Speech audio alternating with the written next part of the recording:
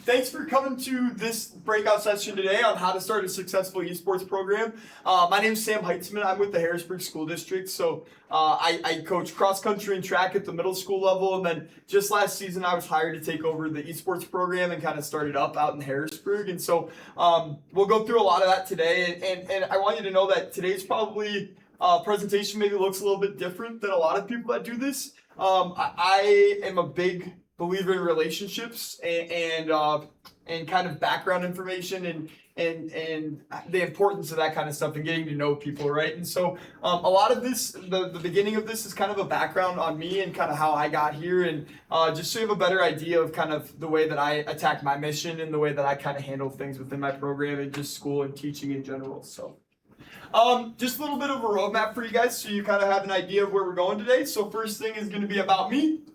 Second, who are we here for? So who are we really focusing on, and who are we coming out and doing our coaching job for? What's our main our why behind what we're doing here?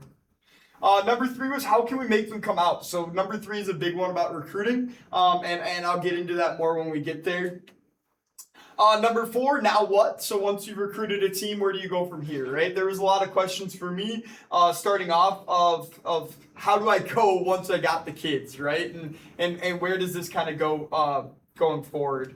And then lastly, how can we grow? So let's grow together as a state and as an esports league, and how can we take the things that we've learned each other individually and bring them to the group and kind of learn from each other and figure out best practices moving forward. So number 1 about me, where did I come from? So I was born and raised in Sioux Falls. I went to USD down in Vermilion for 4 years for teaching. I was an elementary education major, but I taught middle school, 8th grade science for a long time. And then I just recently moved up to the high school, and I'm teaching zoology at our high school now. And so that's really cool. And I think that will be one of the things that I kind of get into when it comes to recruiting is where are you at in comparison to your district, right? I know for me personally, it was a lot easier to connect with students and kind of get word out while being in the building, where I know some of you guys might be at an elementary school or a tech office or different situations, right? So we'll kind of talk about that here in a little bit too. What experience do I have? So I've played video games my whole life. When they hired me last year, I told them straight up, I'm not good at video games. Like I've never been like dominant. I just like them, right? I'm addicted to them, and so I can talk to you about any game. I walked in having the most experience, knowing. I thought I knew what Smash was. Let's put it that way. I thought I knew everything about Smash and how it was, and then my first kid played, and I was like, oh, I don't know anything about this video game at all, do I? So I think my experience maybe will make some people feel better, too, if you're new to this, right? Because going in, I didn't really know a whole heck of a lot. I knew what the games were. Past that, there wasn't much for me on, like, a coaching level, so... my why. So my mom is a teacher. She's gonna be starting year 40 this year in Sioux Falls, and so you'll hear me talk about her a lot throughout my presentation. And she's just like my biggest hero, and kind of has helped me figure out these different questions, right? And helped me figure out what is my why, where do I go from here? How do I treat people with respect and care about their path and their journey to where we've become too. So. How'd I get here? So, high school can be rough, and this is the first big one that I'm going to talk to you just a little bit about. Being a teacher's kid, education always mattered to me a ton. I loved school. I loved going to school. I loved learning. My elementary school had about 200 students in it. It was very small. My mom taught there. And so when I was in elementary school, I had a community of teachers that felt like secondary parents, right? I knew all of them. I had genuine relationships with them. When I went to middle school, I loved it. I found teachers instantly that I bonded with, I connected with. I had mentors, I had friends, I had all sorts of things. And when I got to high school, it was a little bit different, right? It's not as structured. There's not as many supports around, and there's a lot of kids that kind of fly under the radar, And for me personally, flying under the radar wasn't a good thing. I needed to kind of be on somebody's agenda, their list, and have somebody kind of keep me in check a little bit, just because that's the kind of kid I was. long story short, I actually ended up dropping out of high school as a sophomore. I was just making the wrong decisions. I didn't have a mentor, I didn't have a coach, I didn't have somebody around me to kind of guide me in that right direction. And sometimes as being a high school teacher, it's scary for me to think about, right? Because I came from a family with two loving parents, siblings that are supportive. I had friends. My mom's a freaking teacher, and I still kind of fell to the statistic of being that dropout, right? And so it's kind of one of my big things of like, how did I get here? Because I fought so hard after that to get to a place where I wanted to be. And the reason why is to help kids not have to go through the same things that I went through, right? To be that mentor, to be that support system for them. So that's a really big thing for me. And I bring it into my teaching. I'm very open and honest about it. I talk to any student that, if has questions about it or wants to know more I'm not very closed about it because I don't think people can learn from your mistakes if you kind of hold them off, so. What keeps you going? So, my love for education, like I talked about before, I absolutely have loved learning my entire life. I love watching that spark go on, that light bulb turn on, and watching somebody learn a new skill or task. But really, it's my love for the kids, to be 100% honest. And again, reiterating, I don't want to watch anybody go through the same kind of mistakes that I made. There's no reason that any of our students shouldn't be able to graduate high school if they just put their head down and put their nose to the grindstone, right? And so I love helping these kids. I love helping them graduate. I became a master in financial aid forms last year. I had no idea what I was doing at that point either, right? I helped 15 different kids file out FAFSAs, stuff like that. It's the random things that I just love to help these kids, and I think that's what creates a successful coach, right? Is really caring about these students deep down and caring about, where do we want to go from here and how can we help them achieve their goals. So, how does this connect with esports? So you're talking about you're maybe sitting here wondering, why is he still yapping about his childhood? Why is he yapping about all this, right? Well, the reason why is because it's relationships, right? If you've sat here and you've actually listened to the words that I'm saying, you know my story. And I feel like that's what we need to do for every single kid. Right? You need to sit there and you need to have open ears and you have to be caring and you have to build that relationship. And we all know how good it feels to be heard, right? And to be cared about. And so, once the relationship starts, a lot of these things are a lot easier too, aka coaching esports or coaching cross country or track or getting kids to come out for these things, right? I was hired on October 15th. And you guys all know this season started somewhere beginning of November-ish, something like that. So I had about 15 days to recruit a team, and I ended up getting 43 kids to come out in 15 days. And it's things like this that really made that doable, right? Is those relationship pieces and the community outreach and stuff like that. So, all of this builds into where do I get my philosophy of coaching? Where do I get my love for education? And how can we use these different things to grow in esports? So, all right. So, who are we here for? And I think you guys already heard about it a little bit from me, but I'm here for the kids no matter what. Like, I just want to see their lives in a better light. I want to make a positive impact on as many of these people as I possibly can. And esports is a great way to do it.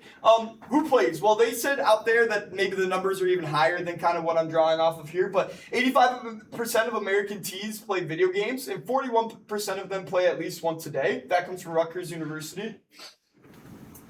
Grades go up. So schools that have students who take part in high school esports, on average, see those students' GPAs raised by 1.7 points, which is, we all know, very significant. And then last one is scholarship opportunities. So during the 2020-2021 academic year, more than 16 million in esports scholarships were awarded to students.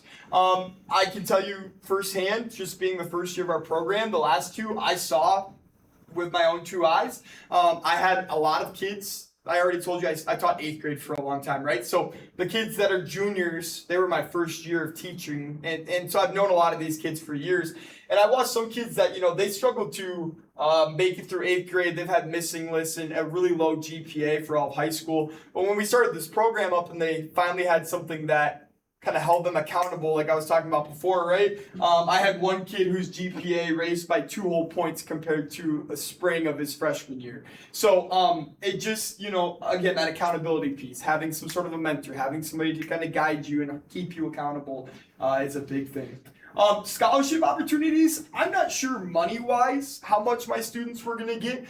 Again, it was kind of like the Wild West for us with it. We started a program in 15 days, and then it was gun-ho until February, But I have 3 players that are going to go play at SDSU, and 2 players, I think, at Augustana, and more that we're talking about it in future, too. And I know they talked about how there's more schools around the area that are kind of building up their esports programs. One of those schools that I know has really done a good job of building up their esports program is Dakota State in Madison. And so I've heard that they're handing out pretty good scholarship opportunities and stuff as well for esports and different things. So I'm really excited to kind of see where that area of esports kind of grows into and how big these scholarships can get and how many kids can kind of be a part of something else too. I guess the other thing, and I hadn't really thought about this much, but one thing that pops into my head is also structure going into college. I think most of us, if not all of us, were there at one point, right? We know how crazy it is to go into a college at 18 and kind of expect to manage your own life and everything. And so kind of a nice thing to be part of a team or a organization at the collegiate level as well.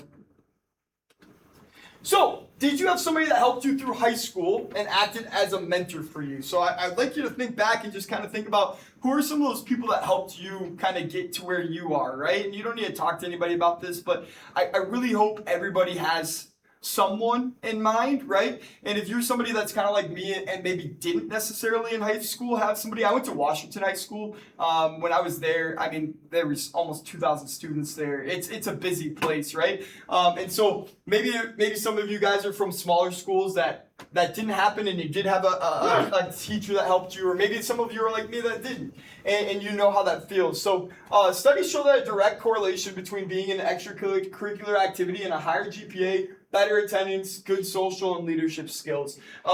You can talk about this with any extracurricular, right? You can talk about this with football, track, cross country, anything. But where I like to focus on it is esports, obviously. So again, I was kind of that mentor, that guiding force for some of these students this year that had never really been in any extracurricular activities, right?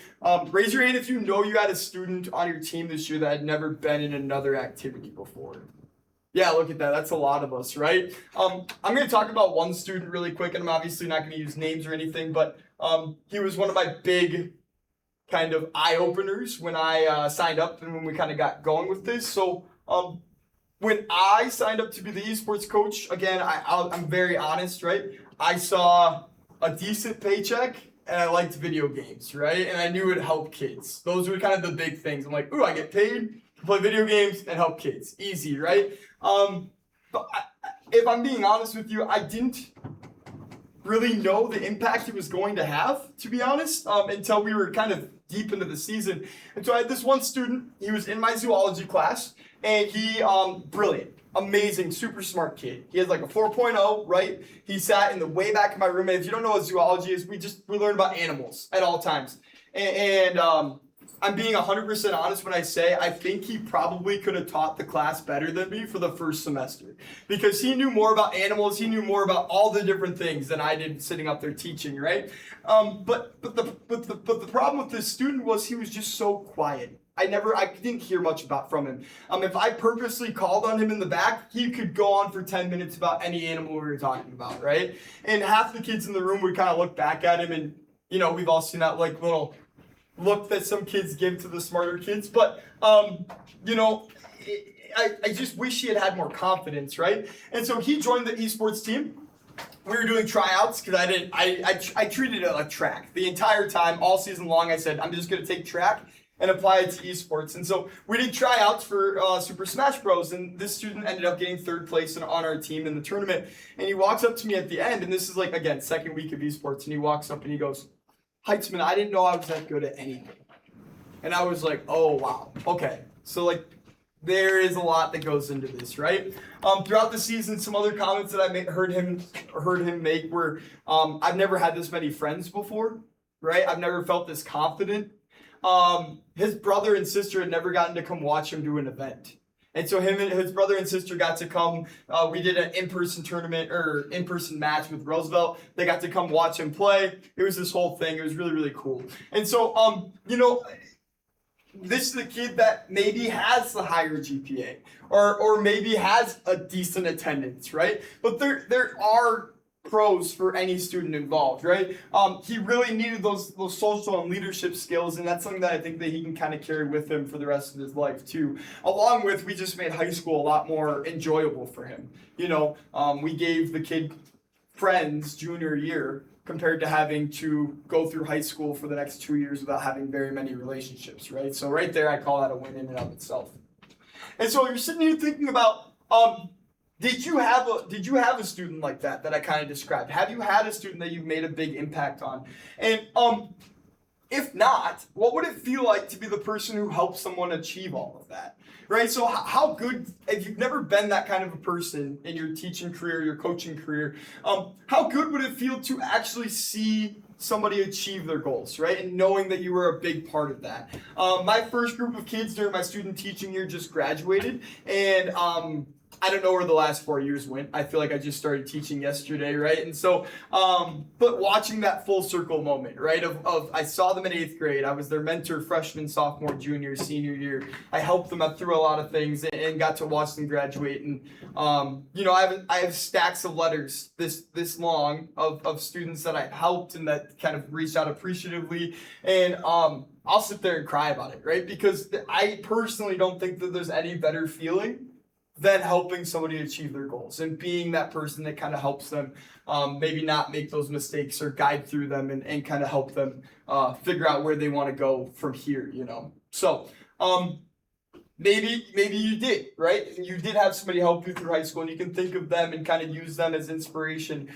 Or maybe you didn't and you wish you would have and you know how important that kind of a role is, right? And again, you can look through all the data in the world, but everything shows that having a mentor and having an extracurricular in a student's life really does improve things for them dramatically in different aspects of their life as well. So having a mentor would be, these are some of the things that they always talk about: heightened productivity, new perspectives, unbiased feedback, career advancements, improved communication, increased confidence. And I think, the closer you get with your team and the students in your team, and the students you teach or around, the easier these things are to kind of work on, and they're easier to figure out different ways to work on these skills as well. And they're easy to bring into esports as well. So how to make them come out? Like I said, I had 15 days and I had 43 kids come out. The number kind of fluctuated throughout the year. I got up to 47. We were down to 42. But we had over 40 students come out for the entire year. We had 15 days to do it, right? And so I've had a lot of people ask me, how did you get that done? Like, how did that work? I know Fenworks, I talked to Jason a lot. And when I first started up, he called me because I had no idea on any games. I didn't know how to get into a game. I didn't know how to queue up. I didn't know anything, right? But he's like, I'm seeing you have 43 kids on your roster. And I was like, yeah, that's what we got out. He's like, that's kind of crazy. Like, that's a lot for 15 days, right? And so I'm just going to kind of talk about some of the things that, worked for me. And the first thing is being loud. Make sure the school knows it, right? And so, again, I'm a community member. I'm known by a lot of parents and students around Harrisburg.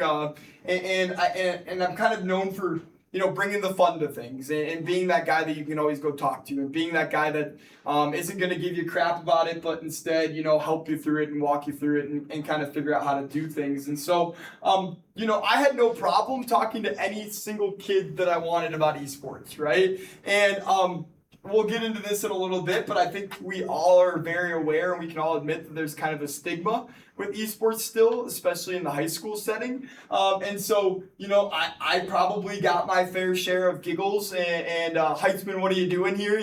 Because I'm known as the cross country and track guy. So esports is a little bit different, right? And so I had quite a few kids, mostly, basketball, football guys. They're like, Heitzman, what are we doing here? And I'm like, come on, like, let's have fun with this. You're not, there's nobody that's too cool for video games. I know all of you guys are addicted at home anyways, so what's the difference, right? And so I was loud. I put up flyers everywhere.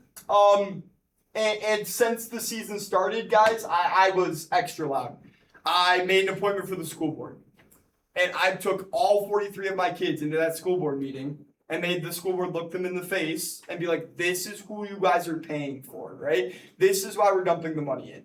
I put flyers all over the district, not just my school. I put them up in elementary schools. I wanted the little kids to know that we had a video games team, right? Just like they would know that there's a football team, just like they know there's a basketball team.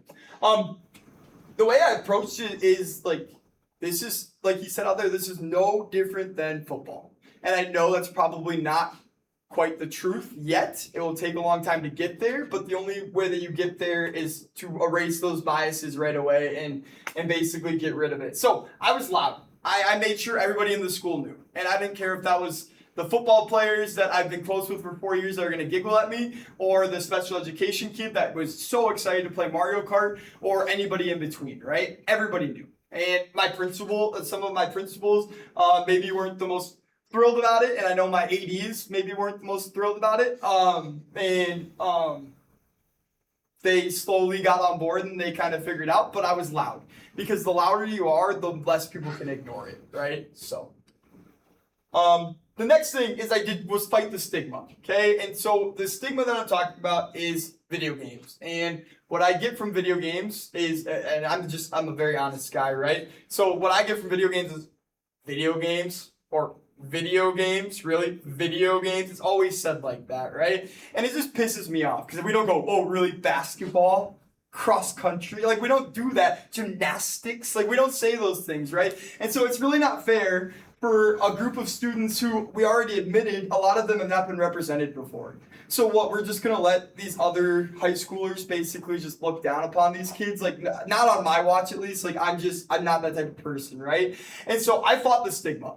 I was, it's being recorded, so I was a little bit of an a-hole at times to some people about it, some kids, right? Because I wasn't going to let you walk all over anyone. That's not how I roll, and that's not how we do things. I did a couple maybe unethical, maybe not unethical, but not the norm for sure, ways to fight stigma. And so I had about, 25 kids, give or take, after the first 5 days or so. And I kept running into, now these are kids that I am close with. I see them, like when I was in the middle school level, I was seeing them once a week. They'd come stop by my classroom and say hi, or come talk for a while, or get life advice, right? So these are not kids that I didn't have a relationship with, but I would be talking about it and they'd be making fun of it with kids in the room about esports, right? And I was just sick of it. I was like, this is not cool. So something I did was I went to the star quarterback, the star wide receiver, and the star running back, and I said, hey, you guys don't play basketball, do you? No. You guys play Rocket League? Yeah, bro. We play a lot of Rocket League. Okay, well, you're on the team now. And they're like, we're on the what? I'm like, you're going to come be on the esports team. Because whenever somebody makes fun of it, I'm just going to use you guys as a shield, basically. We're going to throw out there, oh, yeah, you're cooler than the quarterback, aren't you? Or you're cooler than the running back, or you're cooler than the star track guy, or whatever, right? And then I went after some of the other different types of activities, right? I got some host kids and some debate kids, and I tried to make sure that we were represented in every single aspect, and we were kind of showing off every group of students. That way, nobody could have anything bad to say. So yeah, when little Johnny would walk up with his little smirk, oh yeah, you're playing esports today, I'm like, yeah, me and the star quarterback, yeah, we are. And then they just shut up quickly, right? So I don't think you should be afraid to kind of show off your team. And I don't think you should be afraid to talk to certain groups of kids either. Like we said, everybody loves video games, right? And some of them will think it's kind of nerdy or dorky to begin with, and they'll get over it quickly. They will. I also will say that something that made the kids shut up pretty quick was bringing a little bit of hardware back into the school too.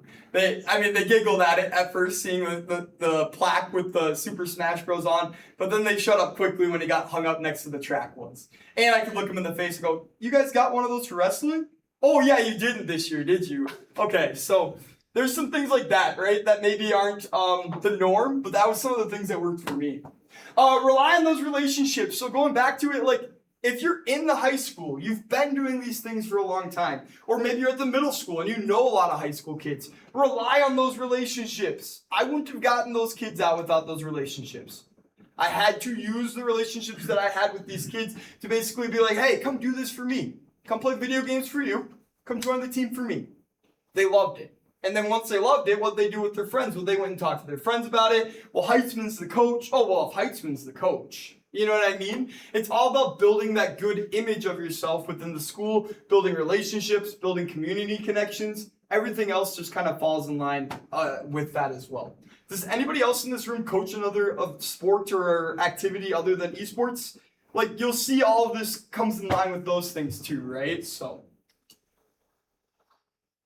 recruit from within. So like I just said, once you got somebody on the hook, have them start talking to their friends, right? I know personally, a lot of my kids liked to be on a team with kids they already knew. I was trying to make this it's really weird. I was trying to juggle being competitive while also making it as fun and enjoyable as possible. That way I could get more kids to come out, right? And so I'm still kind of having a weird thing of like, I don't take it as strict as I do track and cross country, which I want to change going forward. I had a lot more fun with it, but and that made the recruiting from within a lot easier. But I also think, there needs to be accountability. So that's kind of a hard one to figure out and figure out where that happy medium line is. But recruiting from within is a big one. I mean, my whole Marvel Rivals team was put together by seniors. It was one kid, and then he just got his whole team, and now those are all the guys that are going to go play in college. So those kids, they'll put together things quickly too. And then, like I said, make it fun and stress-free to a point. I wanna try to tighten it up just a little bit for next year. We didn't have bad attendance issues, but sometimes practicing and stuff like that got a little lackadaisical, and we made it a little too stress-free. So we want to try to tighten it up a little bit, but I think there is a very happy medium. I think if you go into this trying to make this as serious as football, or like I take track ridiculous as serious. I had a 13-year-old run a 4:54 mile this year. If you know anything about that, I'll never stop talking about it. Like, I take it real serious even at middle school. And so I think if you come in and make it more fun, you'll have better turnouts. And then offer tours of the Esports Lounge. That was my main thing. When a kid would come and ask me about it, I'd be like, yo, do you want us to go check it out? It's pretty cool when you're 16 and you walk in and you see 15 gaming PCs, 5 Nintendo Switches, couches, snacks, lights, there is a draw to it. So if you do have an esports lounge or something like that, maybe that's something that you could look into, is giving tours and making sure that people know about it. These are some of the ideas that my team has had for this season. So we're going to do middle school nights. So we know that on Wednesdays and Fridays, we don't have actual games, right? So I might cut practice on a Friday night or a Wednesday night and be like, hey, any middle schoolers that want to come participate, come try out. My district isn't allowing me to have middle schoolers participate in esports, strictly due to funding, busing, a logistical nightmare, right? So I'm trying to get them hooked before, right? Just like I would do with cross country. I get them hooked in 6th grade, 7th grade, 8th grade. So when they get to high school, they want to do it. Same thing. Orientation night booth. So I know for orientation night, I'm bringing in 2 gaming PCs, and then I'm going to bring in Switches. I'm going to let the parents fight the kids. I'm going to let the kids fight each other. Whatever they want to do, right? Make it loud. I'm going to have big banners and make sure that when they walk in that school at the first night this year to sign up for classes and stuff, they know that we are a thing, right? Open entry tournaments. So we talked about this, maybe running more tournaments where you don't have to be on the team to compete. This would be a Wednesday or a Friday night thing too. I feel like this you're getting more of those freshmen that maybe weren't interested before, or some of those other kids that weren't too sure about it. They still play video games. They'd like to come. We all know how cocky kids are. So if some kid thinks that he's too cool for esports, right, but he's the best Rocket League player there is, well, he's going to come to this open entry night, get worked, and then he's either going to go home and be sad, or he's going to want to come out and, try to get better at it. So that's a couple things that we were talking about. Social media page. I know Mike has done this in the streaming stuff, and that's something that we're really trying to look into. My district is all about showing the community where we're putting our money and kind of how it's being spent. And that's an easy way to do it is social media pages along with streaming services, stuff like that. And then scholarship opportunities are another big thing that we're going to try to hit on. I didn't know when I started that there even really was scholarships for esports, right? So during my recruiting process last year, that was not a big point for me. But I think it can be for a lot of you guys. So hopefully you have some ideas, recruiting ideas coming from this. Let's see what time we're at. I was going to give you guys just like about 5 minutes. I'll put like 3 minutes down. Just talk to some people around you. What's worked for you recruiting wise? What ideas do you have? Was there anything on either of these slides that really spoke out to you that you're like, hey, that's really something that I'd like to try? Something like that. So yeah, just talk to the people around you about recruiting and kind of where you're sitting for it, what ideas you have. I'll kind of walk around. If you have any questions, just let me know. And then we'll kind of wrap up the rest of this when we get done here. So 3 minutes, ready, set, go. It's your first year, you said, right? Yeah, and it's not even official. Oh, okay. I just asked my superintendent if I could go to it, and if they talked about esports, and he goes, yeah, we just haven't had anybody able to head it up. I just started as a tech director for spring. Oh, nice. A lot of them. Oh, wow. So. A lot on your plate. And I'm just trying to get more on there. Yeah. Well, the second half of the presentation, the second half will be good for you. It was everything that made me sweat every night when I was trying to fall asleep. So that's where I had questions on everything. Yeah, I spent all last week, because literally I just started talking about it last week. Yeah. And so I spent all last week writing up a proposal for the school board. Well, so the way that mine went down was during homecoming, we have breakout sessions, right? So you can go play volleyball or flag football. One of them was video games. So I signed up to work that. First year at the high school, like, this will be cool. Like, go play Minecraft. And I'm sitting there, and one of the kids is like, Heitzman, we really need a coach, man. Like, but it wasn't posted, like, to our district page. And so I went over to the principal and asked him. I got little side eye, oh no. And then, I kind of opened Pandora's box a little bit, I guess. And then all of a sudden, next thing I know, I'm getting an offer for it. And I was like, I don't even know what's going on with this. And, all right, well, I'll accept it. When does it start? Preseason's in like 8 days. When was the last time any of this was turned on? A year and a half ago? I'm like, bro, what am I doing right now? It's crazy. Absolutely stupid. Yeah. So yeah, I mean, we have nothing. Yeah. We have nothing. There's no PCs to play, so. Well, I think, and somebody can correct me if I'm wrong, but something I noticed is not everybody needs to go in head first. Like Sioux Falls doesn't play any Nintendo games. And I think that's kind of where I'm going.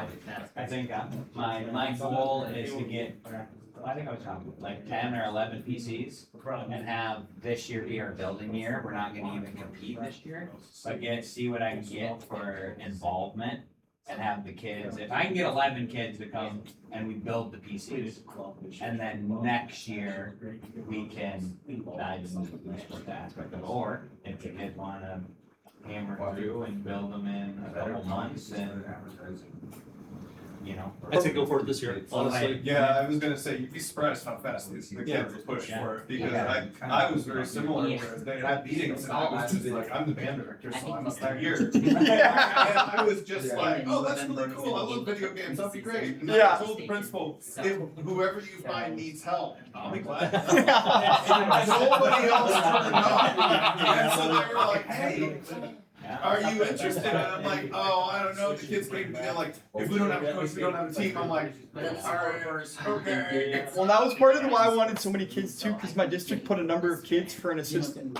So I said I need to get to that number. I'm not doing this alone. So I said like the football guys, like, guys, come on, I need you out here. Like we need an assistant. We need to do all this stuff. You can bypass their limits, right? Yeah, like I didn't have any restrictions on purchase, but that was, I mean, we were in the pilot program, so what was that, 23, 24? So this will be our fourth season. But yeah, they gave us some great deals on hardware and we didn't have any limits. And we did all of our computers, we have 25, we did 2 build nights, Tuesday night, Thursday night, we did them all in a day, in a week, sorry, so 2 nights. And we had build stations, we had 8 build stations, and then I paired out like 3 or 4 kids to each station. And I did one lead build, and they had to follow step by step. It was like herding cats, but. And I mean, they're like, oh, I know what I'm doing, and all of a sudden you get to where the power connectors go to the motherboard, and oh, mine won't turn on, and it's like, yeah, you didn't. Exactly, but yeah. Mike, are there any schools that only do Nintendo? So flip side of Sioux Falls. Oh, you know what? I believe there is. So, Like Montrose or something, like one of those small ones that just played Mario Kart. I think so. Well, mostly Washington. So I know I talked to you. I got that. I think the Twins. I think that school only does Just Nintendo? Right. So that could be an option too. Like a used Switch is 170 in Sioux Falls. You can get a monitor for 75 bucks. And the games are free. So you could get a couple monitors and a couple Switches. I mean, 2 Switches, 4 controllers. That gives you 2 Mario Kart teams right there. Smash Bros. If you want to have them play both nights, you could probably get up to 4 Smash Bros. Guys, if not more, with 2 Switches. It's kind of hard to figure out, but. All right, we're gonna get going so I can finish this up. Okay, so now what? Where do we go from here? As I was saying before, recruiting, relationships, people skills, easy peasy for me. That is my ballpark. What's not my ballpark is Mike's ballpark. All the rest of this stuff, so the tech stuff and the actual background of it. I still to this day do not have answers because I rely on people around me. I build a team around me. My IT guy has done so much for me. My assistant coach knows specs for certain things. I know specs for certain things. We didn't just rely on one person to learn all of it. We said, let's learn it as a team and we can rely on each other, right? So these are just things that I went through and I just told Mike a second ago, these are things that I lost sleep over last season. When I was starting this up and I was like, I don't know what's going on. What is this, right? So I don't have an answer on how much your equipment's gonna be. It could be all over the place. Are you gonna buy Switches? Are you gonna buy PCs? How nice are PCs? How cheap are PCs? What kind of desks? I mean, it's everything, right? But that's a question that you need to talk to your admin about. Equipment. Funding. How much are you getting? My district, when they put a 26-year-old in charge of it, didn't really want to tell me a number because I think they knew I would just go blow the number, right? And I would just go, wow, this sounds fun, okay. So they didn't really tell me a number my first one. They just kind of left it open and let me spend a lot to get it started. This year I did get a number, but what is your number? What are you working with? How much are you funding? Is this coming from the school? Is this coming from PTA? Does PTA expect you to show off with the stuff? Like, do they want you to be coming to PTA meetings or fundraising or whatever it is, right? Where are you getting your money? Who is your IT Connect?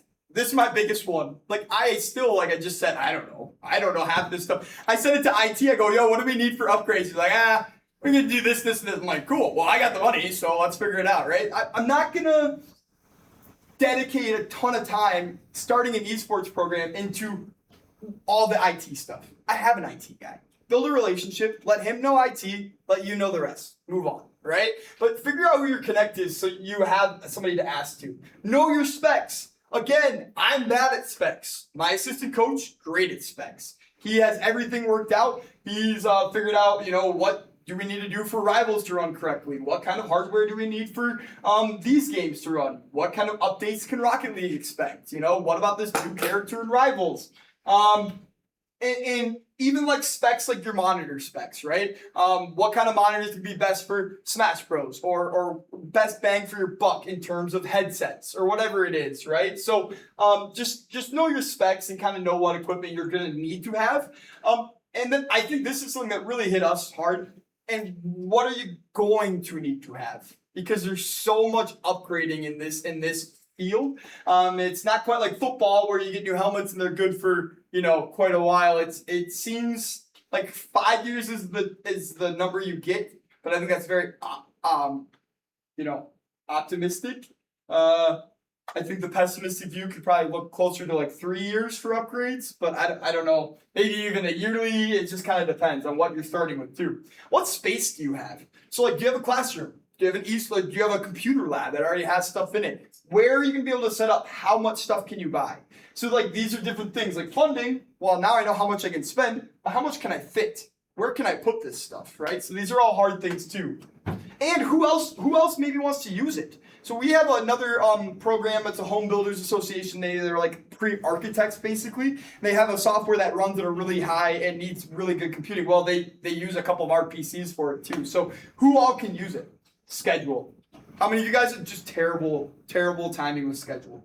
Oh, me. It was me and 4 16-year-olds during a zone one day, and we had to draw it all over the board. How can we make this go, and what practices can we make work with what games? We have 4 switches, right?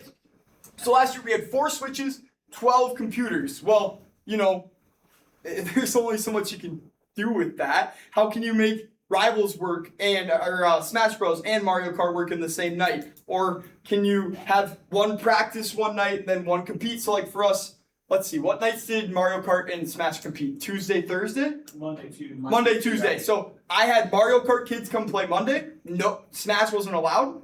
And Smash came on Tuesday. You couldn't play your Smash games Monday. You couldn't play your Mario Kart games Tuesday. I didn't have the equipment. But like, it's stuff like that you need to figure out that schedule of how are you going to make it run? How can it actually work effectively? And how can it run smoothly? Same with like, on the nights where there's multiple PCs getting ran. Where's he going to play chess? And do you feel like a jack for putting the chess kit on an iPad compared to an actual PC? We weren't really sure. We were a little indifferent.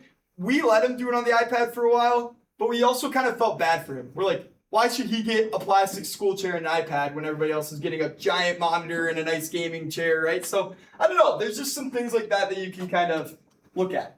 Knowledge of games. So, what do you know about the games? Do you know what Bed Wars is? I didn't know what Bed Wars was. I thought we were trying to build a house as fast as we could when I first signed up for this. I didn't know what Bed Wars was at all, or that they were going to be fighting, right? So just kind of know what the games are, and that way you're not trying to learn them as you go, and you kind of have a little bit of knowledge on how they go down. That was the only one I didn't know, just so you guys are aware.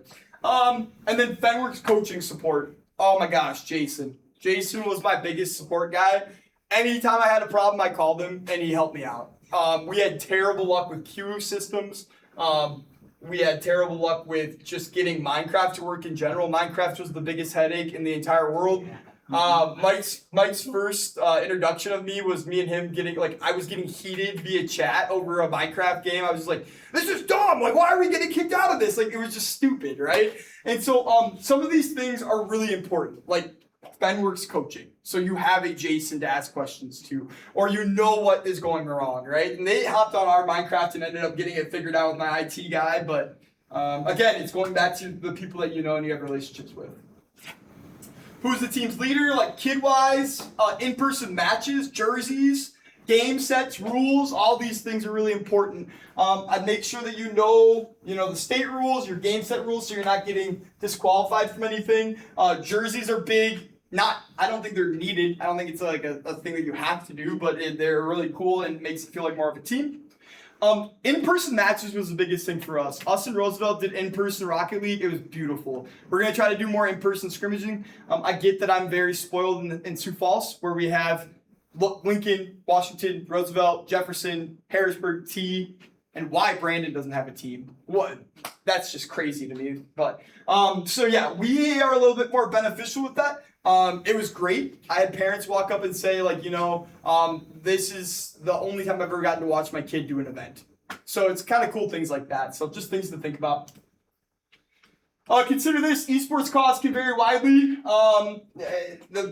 It can get started as low as $6,500, but I think you can easily spend double, triple that as well. Full PC setup could be up to $2,500, and I think it all just depends with how much everything's been going up in the last year too. And then upgrades at least every 5 years, if not sooner. So these are kind of things that when you're budgeting and you're planning and maybe you're starting out with your new district, those are things that I'd be open about. Molly, am I running out?